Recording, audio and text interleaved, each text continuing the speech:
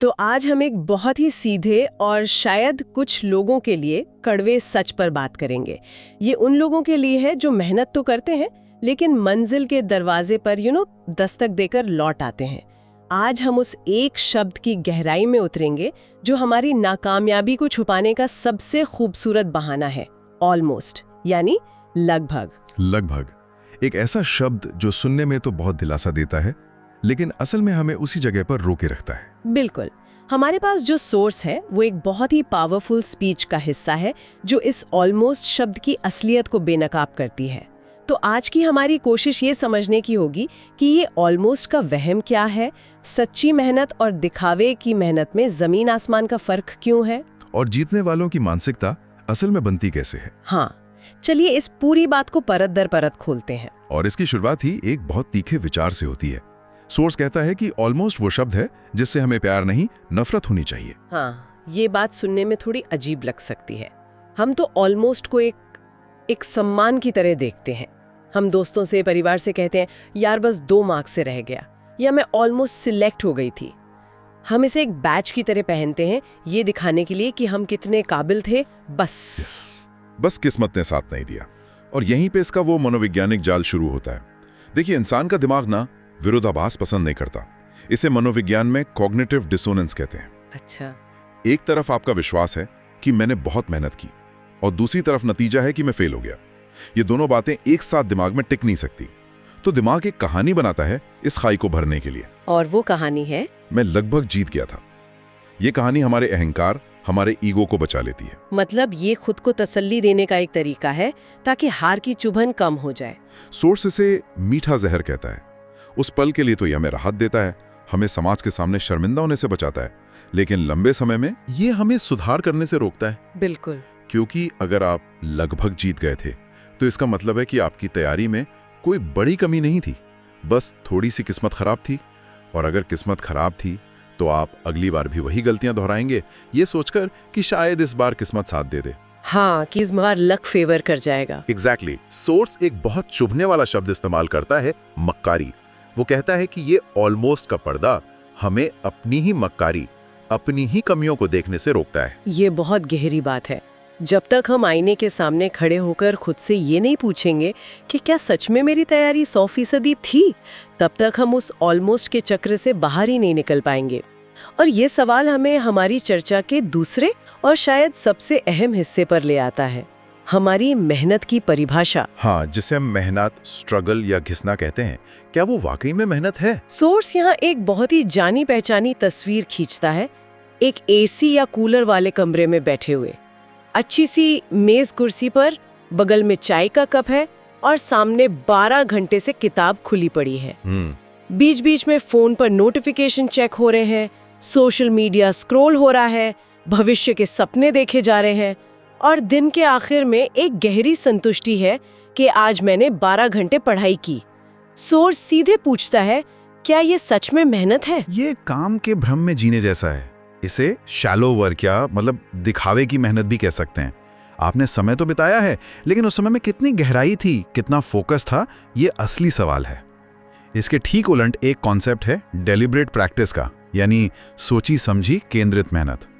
ये घंटों की गिनती नहीं है, ये उन घंटों की गुणवत्ता की बात है। क्या आप इस डेलिब्रेट प्रैक्टिस को थोड़ा और समझा सकते हैं? ये उस 12 घंटे वाली पढ़ाई से अलग कैसे है? जरूर। डिलिब्रेट प्रैक्टिस का मतलब है अपनी क्षमता के किनारे पर जाकर काम करना। वो काम करना जो मुश्किल है, जिसमें दिमाग पर जोर पड़ता है। जैसे सिर्फ चैप्टर को पढ़ना शैलो वर्क है, लेकिन उस चैप्टर पर आधारित मुश्किल सवालों को बिना देखे हल करने की कोशिश करना डेलिब्रेट प्रैक्टिस है। अच्छा। इसमें आप लगातार अपनी कमजोरियों को ढूंढते हैं और उन्हें सुधारते हैं। इसमें आराम नहीं होता, इसमें बेचैनी होती है। जबकि वो 12 घंटे वाली पढ़ाई कंफर्ट के दलदल जैसी है। आपको लगता है कि आप आगे बढ़ रहे हैं, पर आप वहीं फंसे रहते हैं। तो इसका मतलब ये हुआ कि सोर्स ये नहीं कह रहा कि सुविधाएं होना गलत है, जैसे एसी कमरे में पढ़ना, बल्कि वो कह रहा है कि हम उन सुविधाओं को अपनी एकाग्रता का दुश्मन बना लेते हैं। आपने बिल्कुल सही पकड़ा। मुद्दा सुविधा का नहीं, मानसिकता का है।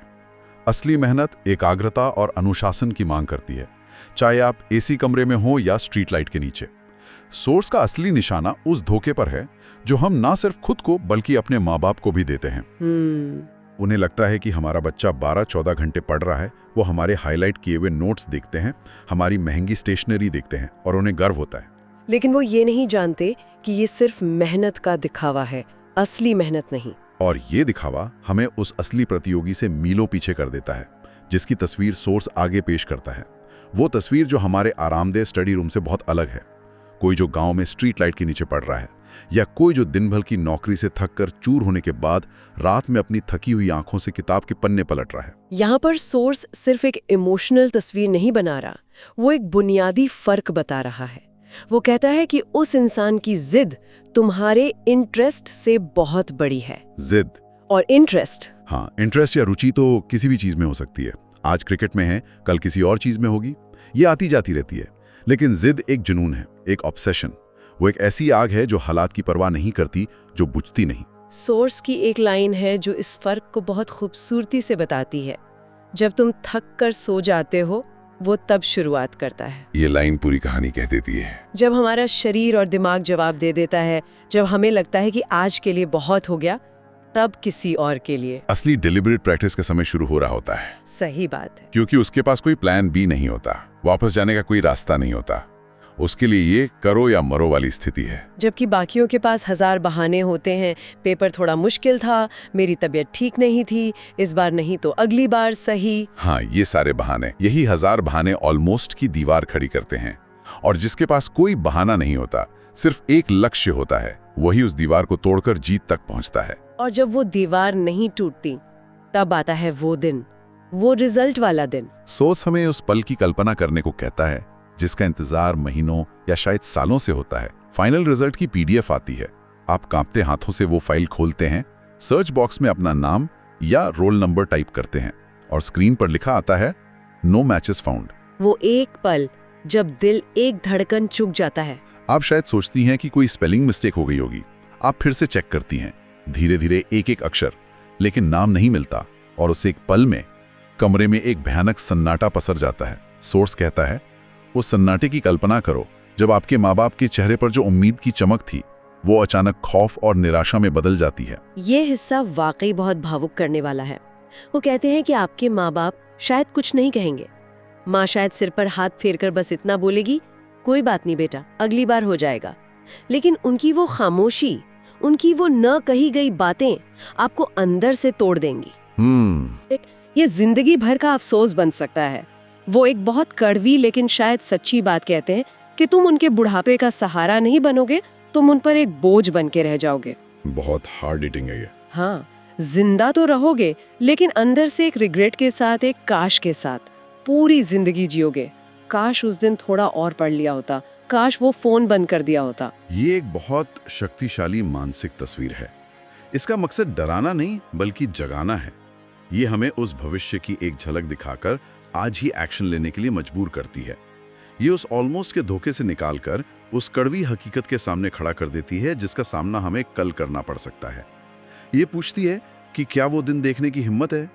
अगर नहीं, तो आज का दिन बर्बाद करने की हिम्मत कैसे हो रही है? तो फिर रास्ता क्या है? इस ऑलमोस्ट के जाल से, इस दिखावे की मेहनत से निकलने का तरीका क्या है? यहाँ सोर्स बिल्कुल सीधी और साफ बात कहता है। वो कहता है कि ये जो बड़े एग्जाम हैं, ये इंटेलिजेंस से ज्यादा कैरेक्टर के टेस्ट हैं। ये आपके चरित्र की, आपकी जिद की, आपके अनुशासन की परीक्षा है। बिल्कुल। और ये कड़वा सच है कि दुनिया आपके चरित्र या आपकी कोशिशों की कहानियों में दिलचस्पी नहीं रखती, वो आपके परिणाम को देखती है। बिल्कुल। आप 1000 लोगों को बता सकते हैं कि आपने 16 घंटे पढ़ाई की, आपने बहुत त्याग किया, लेकिन अगर आपका नाम उस फाइनल लिस्ट में नहीं है, तो दुनिया के लिए आपकी कहानी का कोई मोल नहीं है। सोर्स की एक लाइन है, दुनिया तुम्हारी कोशिश को नहीं ठोकती सलाम, वो तुम्हारे रिजल्ट को सलाम ठोकती है। और इसीलिए संदेश बिल्कुल क्लियर है, या तो जान लगा दो या फिर जाने दो, बीच का कोई रास्ता नहीं है। ये आधा अधूरा मन, ये देखते हैं हो गया तो ठीक है वाला एटीट्यूड काम नहीं करेगा। अपने अंदर एक जुनून, एक ऑब्सेशन पैदा करो। ऐसा ऑब्सेशन कि लोग कहें कि ये तो पागल हो गई है, ये तो सनक गई है। और ये जो पागलपन है, ये असल में उस डेलिब्रेट प्रैक्टिस का ही चरम रूप है। जब आप किसी एक चीज के लिए अपनी पूरी ऊर्जा, अपना पूरा ध्यान इस तरह समर्पित कर देते हैं कि आपको दुनिया जहान की खबर नहीं रहती, तो आम लोगों की नजर में वो पागलपन ही लगता है।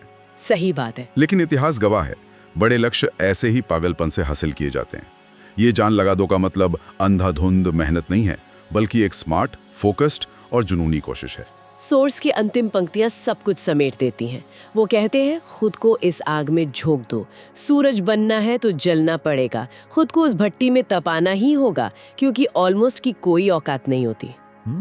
जीत जीत होती है और हार हार, बीच में कुछ नहीं होता। लगभग हारना भी हारना ही है। और जब तक हम इस बात को पूरी तरह से स्वीकार नहीं करेंगे, तब तक हम उस चक्र से बाहर नहीं निकल सकते। ये एक बहुत ही सीधी, सरल और शक्तिशाली सीख है, जो सिर्फ एग्जाम के लिए नहीं, बल्कि जिंदगी के हर पहलू पर लागू होती है। तो आज हमने देखा कि ऑलमोस्ट का जाल कितना खतरनाक है। ये सिर्फ एक शब्द नहीं, बल्कि एक मानसिकता है जो हमें अपनी ही बनाई कहानियों में कैद रखती है। हमने दिखावे की मेहनत और डेलिबरेट प्रैक्टिस के फर्क को समझा और ये जाना कि जीतने वालों की जिद उन्हें दूसरों से कैसे अलग करती है। वो परिणाम वाला दिन और माँ बाप की खामोशी वाली तस्वीर शायद ही कोई भूल पाए। ये पूरी चर्चा हमें आत्मनिरीक्षण करने पर मजबूर करती है। ये हमें अपने आराम के दायरे से बाहर निकालकर उन कड़वे सवालों के सामने खड़ा करती है जिनसे हम अक्सर भागते हैं। और कभी-कभी आगे बढ़ने के लिए ऐसे ही कड़वे सच की एक खुराक बहुत जरूरी होती है। बिल्कुल।